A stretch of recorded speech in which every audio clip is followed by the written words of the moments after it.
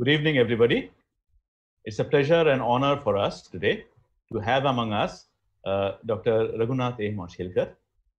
Dr. Mashelkar is not only a scientist, an engineer, a researcher of eminence, but also he has been a true leader, and his leadership has gone beyond the confines of a laboratory or an institute, and it has positively impacted the lives of millions in our country and beyond as well. So seldom do we get to talk to great personalities of our times like this. So it is really a unique experience for our audience and for myself. Dr. Mashelkar is presently National Research Professor in National Chemical Laboratory, NCL, where he has been for a really long time for his professional career. He is also the President of Global Research Alliance. He had been Director of NCL for 6 long years, and he was Director General of CSIR for 11 years that completely shaped and changed CSIR. We hope to hear a little bit about that from Dr. Mashelkar himself. He has been President INSA. He has been President of many other eminent bodies of higher learning. He has been awarded with many awards, including Shanti Bhatnagar Award, the highest, which is considered to be the highest scientific award in our country. And also, to mention just one out of the many accolades he's got, Cross Lenovo Science Prize.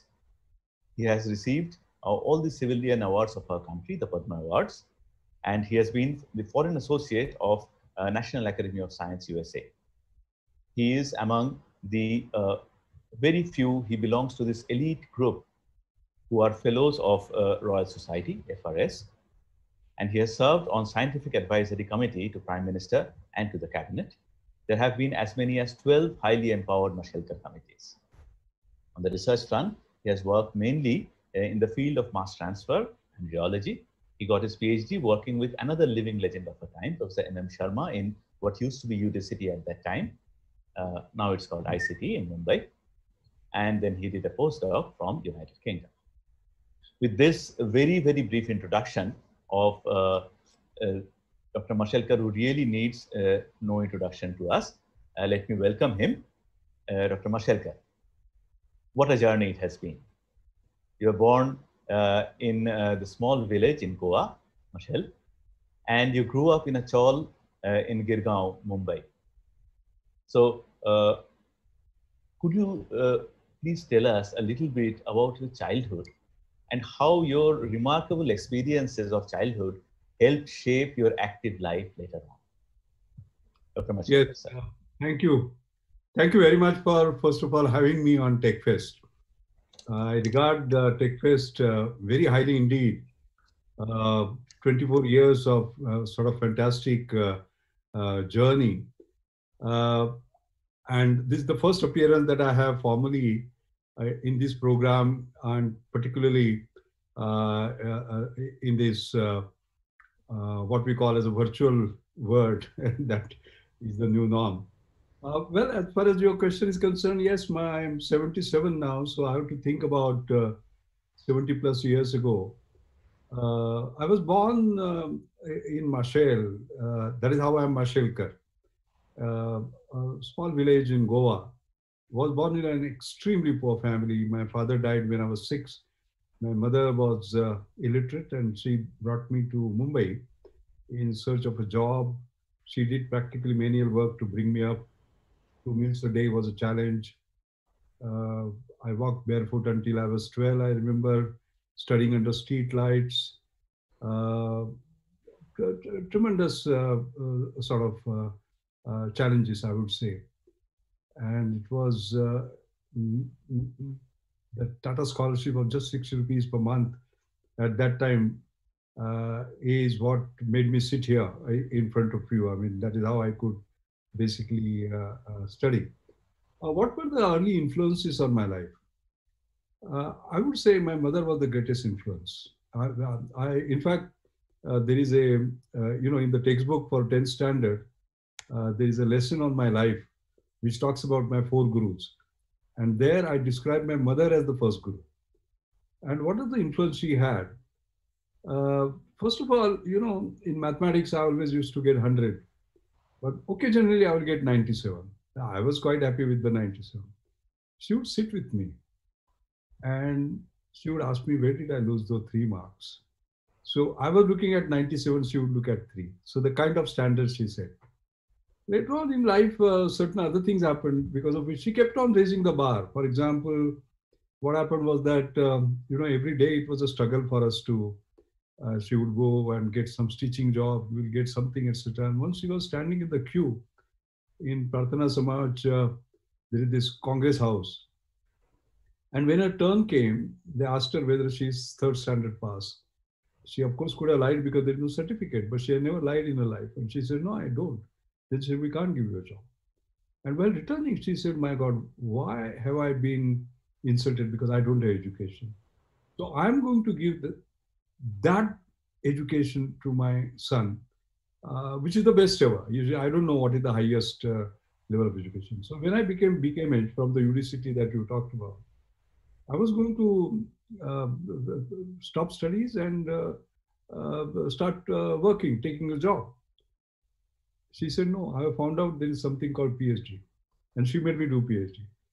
When the PhD was over, I said, look, everything is over now. I mean, now it is done. She had found out there is something called postdoctoral research. She made me do that, you know. So she kept on sending those bars. And I remember now, today I have 43 honorary doctorate. Last one I got yesterday in a virtual mode. But when I had 25, I remember telling her that I got 25. She said, now I'm happy. And now I can go.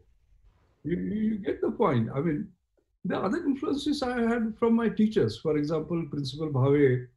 See, what happened was my mother needed some 21 rupees as admission fee in a school, you know, and it took us something like 21 days, I think, to get that. So all the good admissions in good colleges, schools were closed, and we got into a poor school. That poor school had great teachers like Principal Bhave, you know. And I remember one of the experiments that he did, which changed my life. The experiment was he took a convex lens in hand, and he wanted to show us how to find the focal length. So here is a paper, here is the convex lens. He moves it up and down. There's a brightest spot, and then he said this distance is focal length. Then he held it for some time and the paper burnt. And when the paper burnt, he said, like this, if you focus your energies, you can burn the paper, you can achieve anything. That gave me 2 lessons. First, oh, power of science. I said, I must become a scientist. And the second was you focus and you can achieve anything. That is why I always tell young people, you can do everything, anything, but not everything. So please focus. And also it gave me further lessons. I mean, if you look at convex lens, there are parallel rays of sun, right? And what is the property of parallel rays? They never meet. What does the convex lens do? They make them meet. That is leadership. You know, race, religion, language, okay, that keeps us apart. And convex lens leadership brings us together. So therefore, based on those lessons, for example, when I became director of National Chemical Laboratory, the inorganic chemistry division, organic chemistry division, physical chemistry division, the division. I said nothing to it. One NCM, all right. When I became director general of CSIR, 40 labs, each thinking that they are entities on their own. I said nothing doing, team CSIR, and so on and so forth. So lots of these lessons that I learned in my life later, I would say were linked to that. So in short, the answer is I was very lucky to have such a great mother, to have such great teachers. That was the early influence. That was your question. Yes. So as I was hearing that, I literally had goosebumps. And if somebody of my age can have that, I can well imagine what kind of influence this narration would have had on our young audience. So let me say at this point that yet another facet of Dr. Mashelkar is that he is a motivator. I heard him speak in Pune, I think 3 years ago. And there his talk was all about innovation. Innovation is another passion that he has. And he talked about something called disruptive innovation. And that is something that got us all fired up big time. So our audience has just had a glimpse of that, and we have seen what kind of a great motivator Dr. Mashelkar can be. And being that, another thing that I must say here is that many times a leader, a researcher, a scientist would be really concerned and focused, like that convex lens, on their own area of research, because research is something that actually gives you big returns intellectually. You are obsessed with it. But Dr. Mashelkar has gone way beyond it, and he has never forgotten to think about the common man.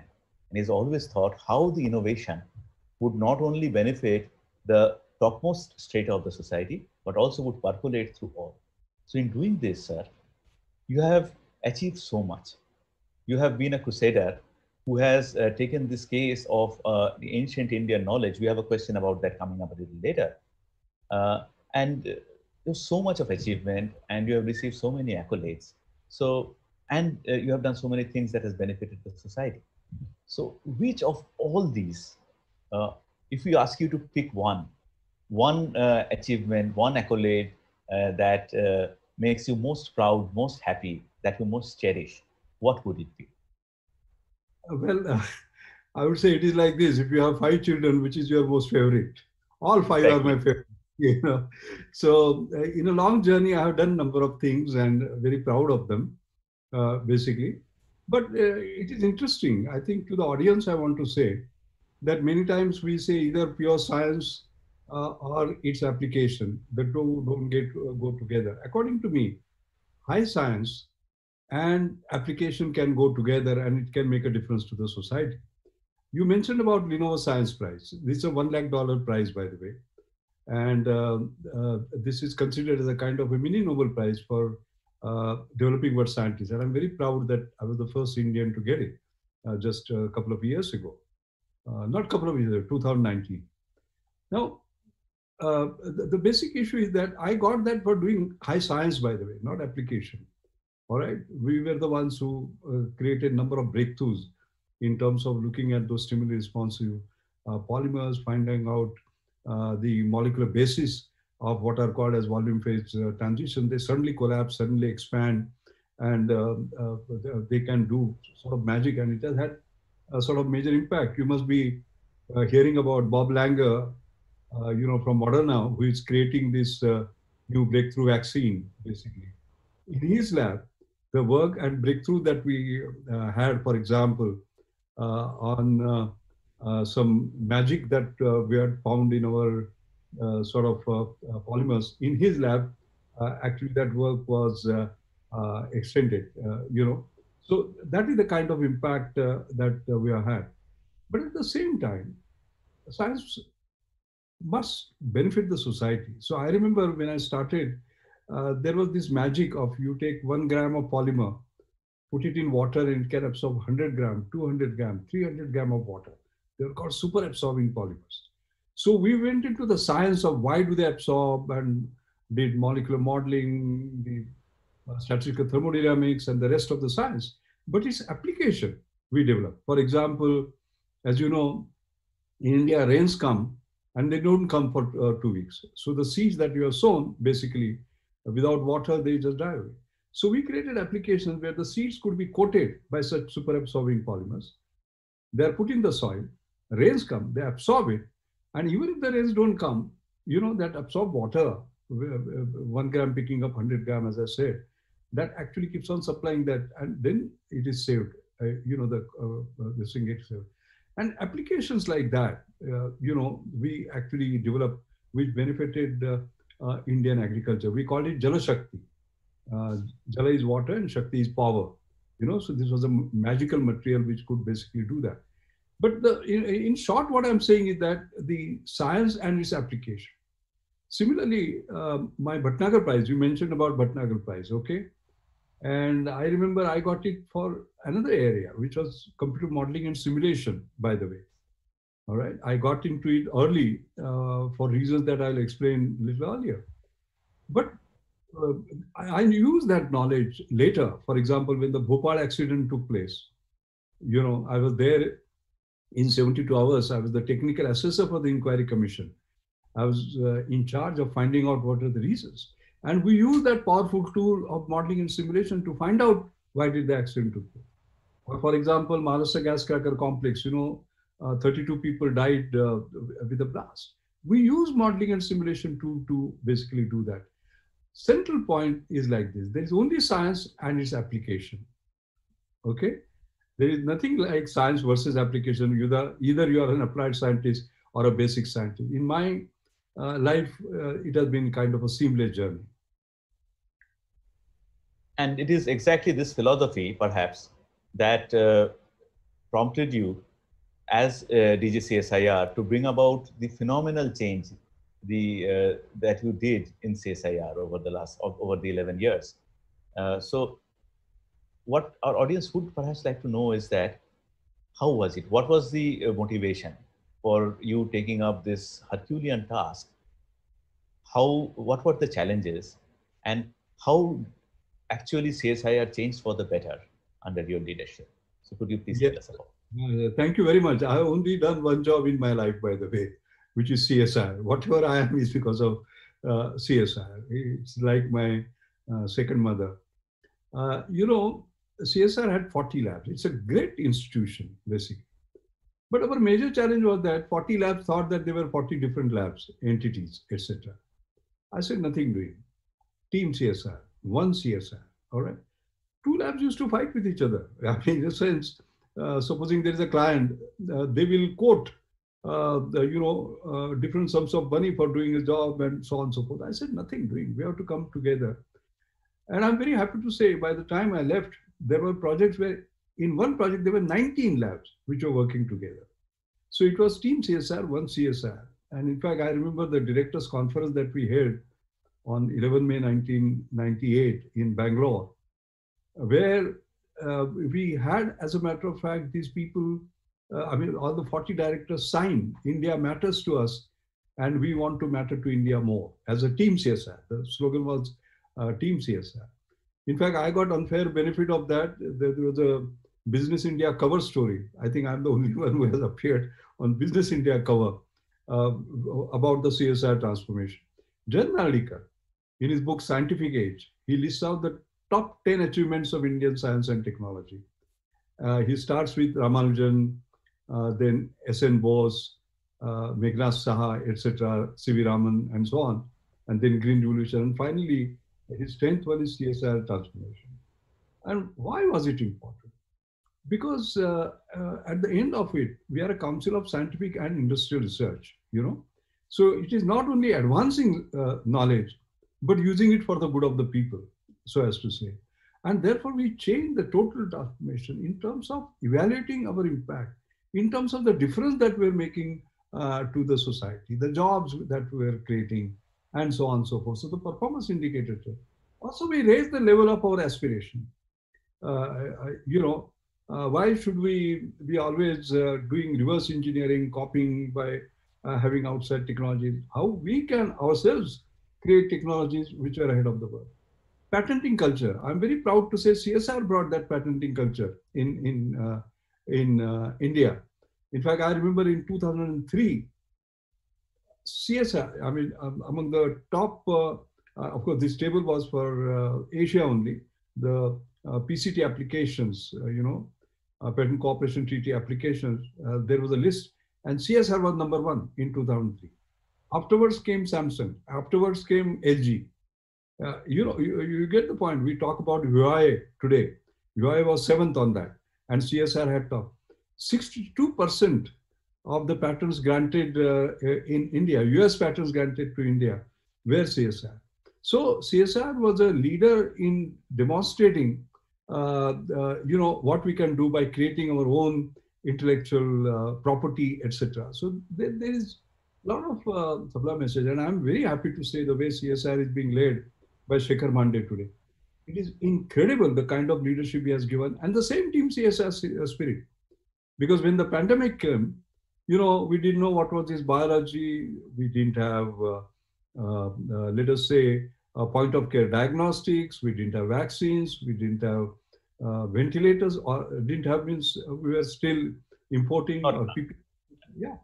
And from that, the contribution that CSIR has made are absolutely incredible.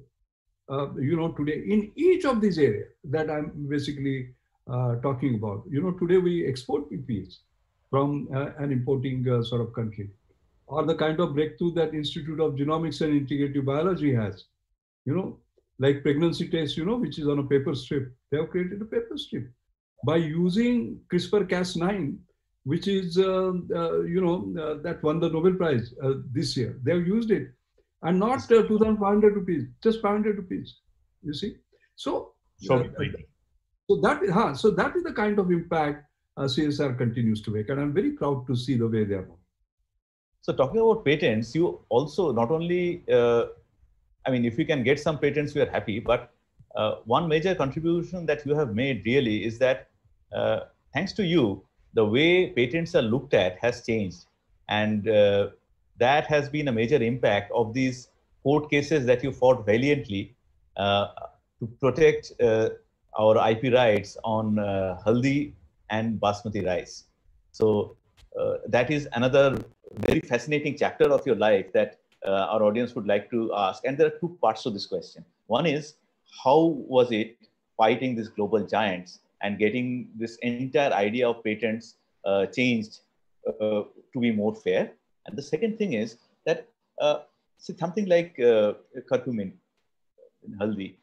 So this is ancient Indian knowledge. So as you said a little while ago, looking inwards is also very important. So there's a lot of ancient Indian knowledge that is there, but perhaps the code is lost to some extent and we don't understand it all that well. So what is your take on that? How do we build upon this knowledge that has been there, perhaps in a little empirical way over the generations in our country? The two parts to the question. Yes, yeah, that's a very fascinating story. Once again, can you believe it? For the haldi patent, whom I would give the credit to? My mother again. It's a very interesting story. What happened was that I was director of MCA and I was sitting along with my mother, my wife, and my son on terrace of our bungalow. It was summer day, hot day. And suddenly a bird came and fell there and its wing was broken. And my mother ran and brought haldi and made it into a paste and applied it. For the moment, she did not think what works for a man or a woman, can it work for the bird? That was her kind of thinking. So, and of course, the bird died and we had fallen in love with the bird and we cried. I still remember that. And then I was reading Times of India newspaper and suddenly I found that wound healing properties of turmeric were patented. I said, my God, my mother knew it, my mother's mother knew it. How can the knowledge which is well known in public domain be patented? Because you have to have novelty, non-obviousness, and utility as the characteristics, basically. So in the morning, I read that, and in the evening, in NPL, National Physical Laboratory, I was giving the Hussain Zahir Memorial Lecture, and I declared I'm going to fight it. Now, that was a bit daring, because as DG of CSIR, I had all the freedom in the world. As Secretary to Government of India, I had no freedom. I had to take the minister permission. I did not take. Somehow or other, I always think from here, not from here. So I took that, and of course, there was a bit of a chaos after that. But anyway, I fought, and within 14 months, we could get it. It was not at all difficult. All that we had to do was to unearth everything, there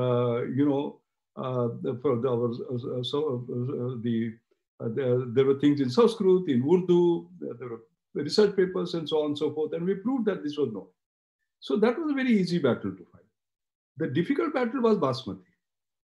Because what had happened was that this Texas company had created this Texmati. And it was a very clever patent with 21 claims. And you and I, we all look at basmati, a wonderful sort of aroma. But we never thought what that aroma was due to. They sort of found out what it was due to, and it was 2-acetyl, 1-vinyl pyrrolidone. As a chemist, you will understand that. And its proportion was 100 to 500 parts per billion. So I had to prove that our old strains had that.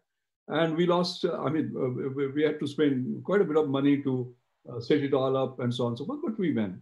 And thousands of crores were saved. You see, as far as haldi was concerned, it was a matter of principle. Nothing would have happened. in a sense, a mother could have still applied haldi. But in Basmati case, we would have lost thousands of crores of export. But these cases created a magic. And I was lucky that I became the chairman of the Standing Committee on Information Technology in World Intellectual Property Organization in Geneva with 176 nations. And then I told them, look, the knowledge generated in Caltech, Princeton, Harvard, Cambridge is knowledge, and knowledge generated by my predecessors in laboratories of life is no knowledge. How can that be? And that actually set the motion. I went to US Patent Office. Nothing comes easy. I took Sanskrit Shloka, their English translation, and the patent they had given. And I said, what you consider as original, it is already there. This is here, already here, and so on. And then they showed to me how they do the patent search. Like turmeric, they put turmeric, wound healing, property, and saw what comes. Nothing came on the screen because it was either up here or in our old books. That is where we created traditional knowledge digital library of 30 million pages, getting into international patent classification, which we also drove. The net result of that is that we don't have to fight anymore because these patent offices now are mandated to look at our traditional digital knowledge digital library before they give patents. So as to say, number one. Number two is that knowledge will just not be preserving and protecting. After all, that has been found out, as you use the word empirically. Yes, by doing empirically, they have found out. But based on that, you can create new drugs. You get the point. Like, for example, our regional research laboratory, Jammu, as it used to be called at that time, they had found bioenhancers, for example. The availability of drug becomes more in the bloodstream by using one ingredient of piperine. Of black pepper, piperine. And then they found out what were the molecular mechanisms and so on and so forth. And then they created something which is in the market today, Risorine, where the amount of drug that you have to take becomes less, the number of tablets becomes less, toxicity becomes less, cost becomes less, and so on. But where did that knowledge come from? It came from our traditional So I think we have to blend that. That's why I always talk about golden triangle: traditional medicine, and modern science. We must talk to each other and come together. The Vaidyas and medical doctors, they should not fight. They should work together, and the scientists. Exactly. And in doing this, the segment of society that has a very, very important role to play is our young people. And India, the ancient country, is set to become the country worldwide that is going to have the largest population of young people. So what do you think are the challenges? How do we make resources available for this young population, especially those who are below poverty line? How, as a society or as a country, can we make the best utilization of the resource so that this young segment of the population can flourish and reach their full potential? Yes, I'll tell you, people call me dangerous optimist. And the reason I'm dangerously optimistic is our youth. They don't know it can't be done. And basically, I'm seeing examples of these, amazing examples of this. So when we finish, I will give some of the messages to our young people on how they can transfer. So that particular part of the question, I will leave to them. But what I'm saying is that when you have poverty, as a matter of fact, there is this disruptive innovation that you talked about, which can be used in order to make a difference to them. And what is that disruptive innovation? Giving access equality despite income inequality. I remember in 2008, I coined the word Gandhian engineering. Yes. Why Gandhian engineering? Mahatma Gandhi had said that there is enough for everyone's need, but not for everyone's greed. By that, what was he saying? That use your resources carefully so that your subsequent generations can have it, right? That was getting more from less, okay? And then he had also said that the science must be used for the poorest of the poor. That means getting for more and more people. So more from less for more, and that actually more from less for more. Then C.K. Prahlad and I wrote a paper on that in a Harvard Business Review. on getting more from less for more, how we can do that, how businesses can do that, how they can do public good and so on and so forth. And that has spread like wildfire across the world, as a matter of fact. In fact, I remember speaking in 26 cities in 6 years, basically, on this sort of subject. And then you can quite clearly see that the branch of innovation in which we are the best in the world, number one, is inclusive innovation, frugal innovation, getting more from less for more, Gandhian engineering, all right? And I always talk about 10x, 10 times better, but 10 times cheaper. You get my point. I mean, just to give an example, you know, in my mother's name, I have created Anjani Mashelkar Inclusive Innovation Award. This is the 10th year of the award. And that does this despite income inequality, access equality. Okay. One of the award winners I will show you so that you will understand the principles, basically. So one of the award went to Rahul Rastogi. Rahul Rastogi's father had heart ailment. So he had to be taken to hospitals and a few kilometers and so on and so forth. Then you lie down, put 12 lead, then the nurse takes your, etc. So he said, why? He's an electronic wizard. He said, why can't we create an ECG in our pocket? Okay. Portable ECG. And this is the portable ECG that he created. This is called Sanket Live. You can Google Sanket Live, Amazon, and you can buy it. This is just 2,500 rupees. Okay. And this is 12 lead, by the way. Completely medically accurate. How do you operate that? You put your two thumbs on this for 15 seconds. And then there is a sensor up here. So this is your heart, 15 second, 15 second, 15 second.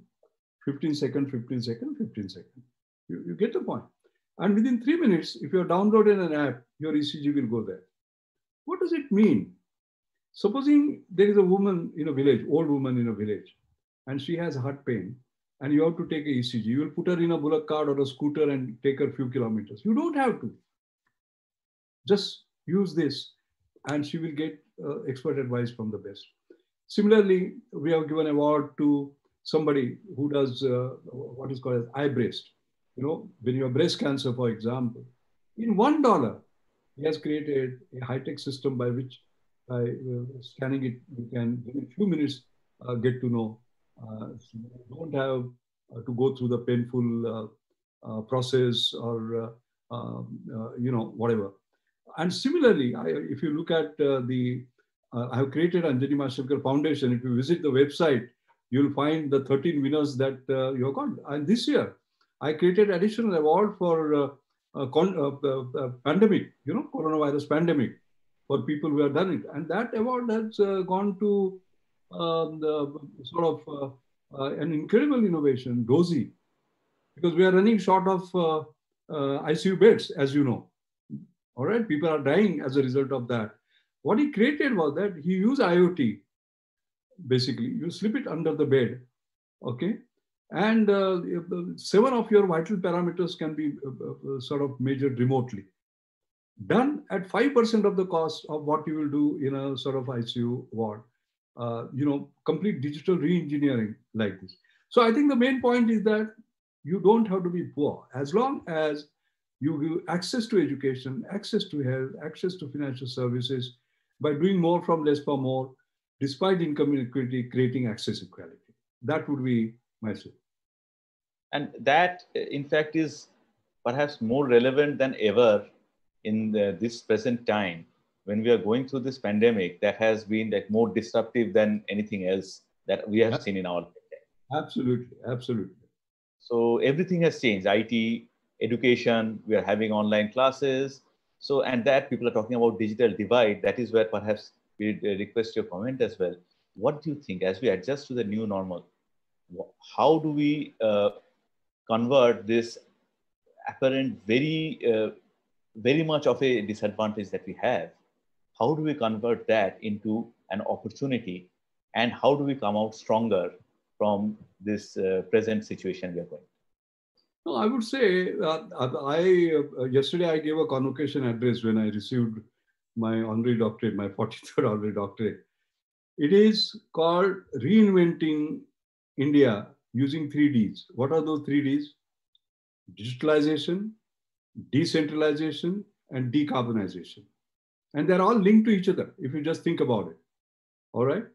Digital, we are already on the way, basically. I mean, we are 155th in mobile data sort of consumption, right?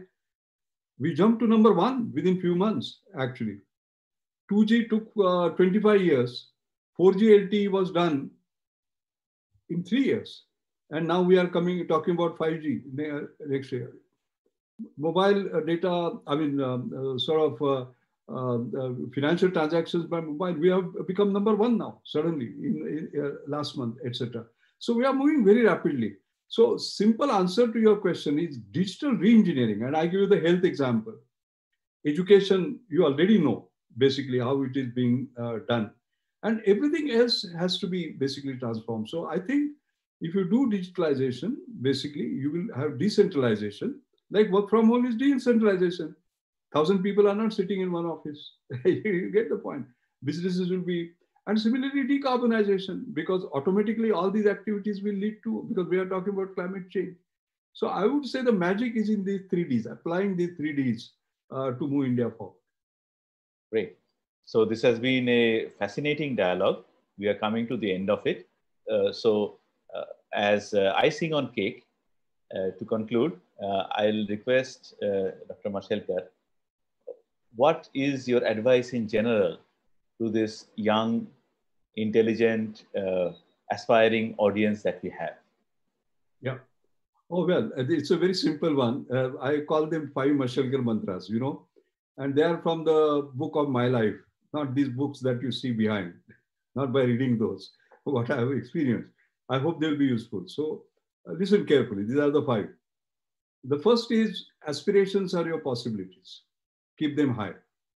If you aim at Everest, at least you will reach Kanchenjunga. But if you aim at Kanchenjunga, you'll stay where you are. All right? And I have seen that. If you keep your aspirations, I'll give you, in each case, I will give you a personal example. See, when I joined National Chemical Laboratory in 1976, and I took over as director of NCL, what were we doing? This was 2 years before liberalization.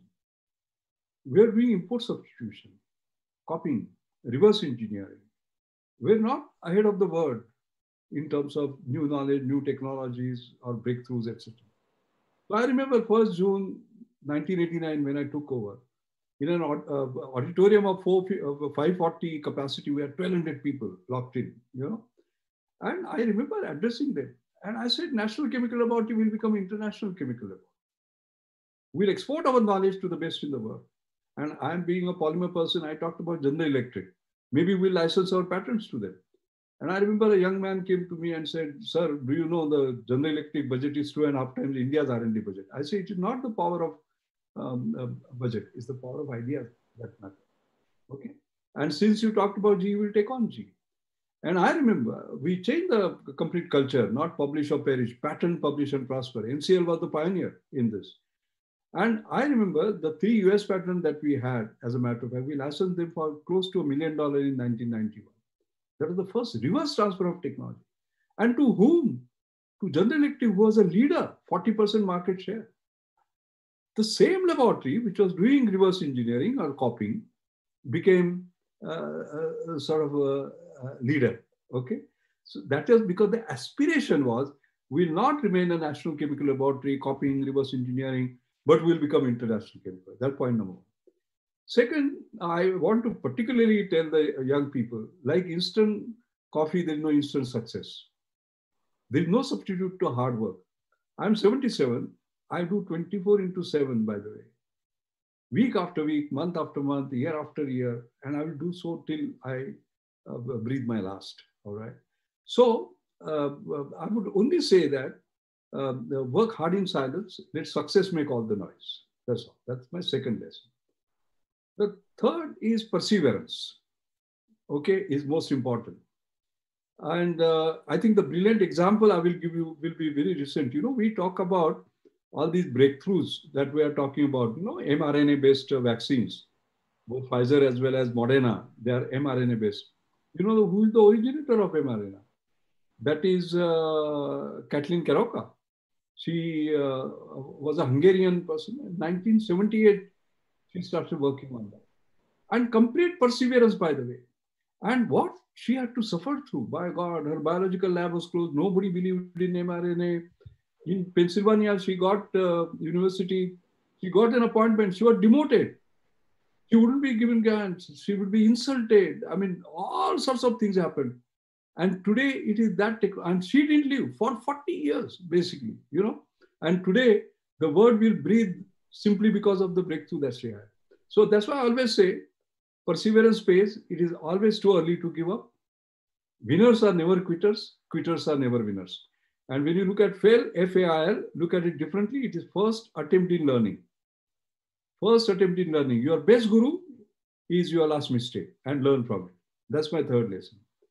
The fourth is doors of opportunity. We keep on knocking on the doors. They don't open. My advice will be, create your own door.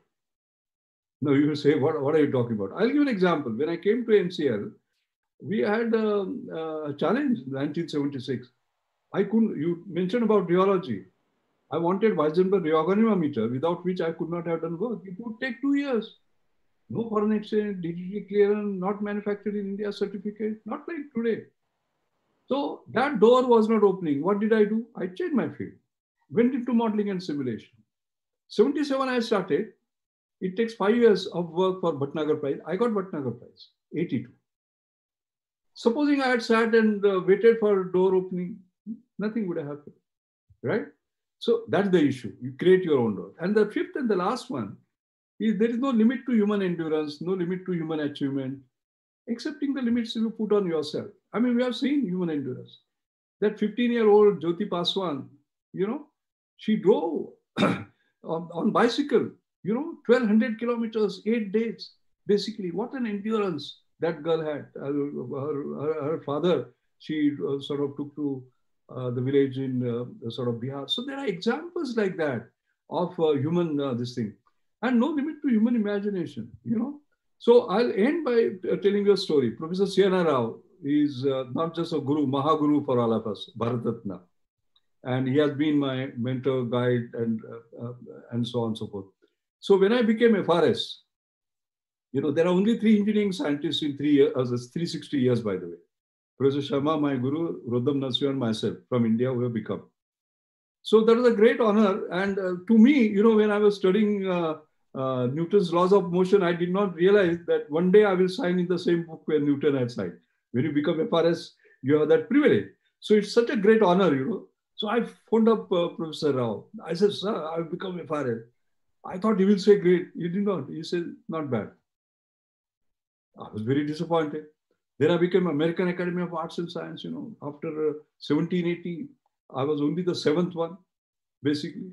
You know, very rare honor, by the way. Benjamin Franklin to George Washington set it up, and Charles Darwin to Winston Churchill to, I mean, all top people, 200 Nobel laureates, only 7 Indians. I was 7. I said, now you'll be happy. So I called him. You know what he said? Not bad. Then I became National Academy of Inventors. Not 3rd, not 7th, the first one from India. Now I said, now he will say. Then I got a little upset. I said, sir, what do I have to do to impress you? What he said is my last line for you. What he said was that you are climbing a ladder of excellence, okay, which is limitless. The only limit is what you put on your head. So my advice to you is a very simple one. It is that if I translate it, that means no matter what you achieve, you have to say my best is yet to come. So my advice to you is that you are in your 20s now. You will become 30, 40, 50, 60, 70, 80, 90. You live for 100 years. New generation will live for 100 years. Even when you are in the 89th year, that day, let's say 1st August or whatever it is, you have to get up in the morning and say, my best is yet to come, and maybe today is the day. And if you say that every day, you know, and if the entire young population sort of does it, you can just imagine what India of our dreams will be.